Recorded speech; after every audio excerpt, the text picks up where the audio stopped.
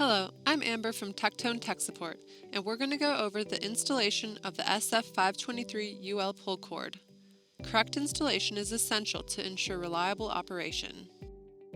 The parts required for this installation are the SF523UL and the IH521K plastic housing. The pull cord and slider must be installed before mounting the backplate on the wall.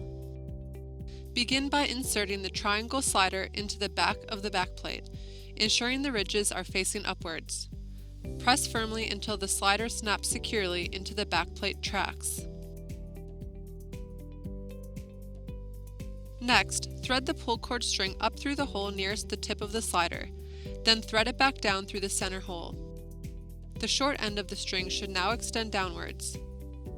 Slide a brass ferrule onto the short end, tie a tight overhand knot, and pass the end through the ferrule.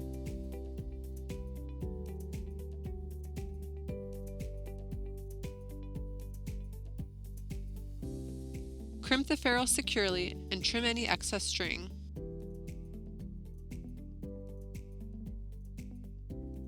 Then, cut the pull cord string to the desired length. Slide the plastic pull cord handle onto the cord, followed by a brass ferrule. Once again, tie a tight overhand knot and pass the short end through the ferrule.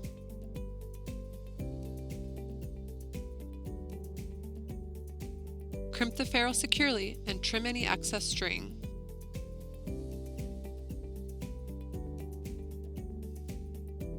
Once the pull cord assembly is complete, move the plastic slider to the uppermost position. This step is critical to prevent damage to the circuit board mounted button during installation. The backplate is now ready to be mounted to the wall to continue installing the SF523UL.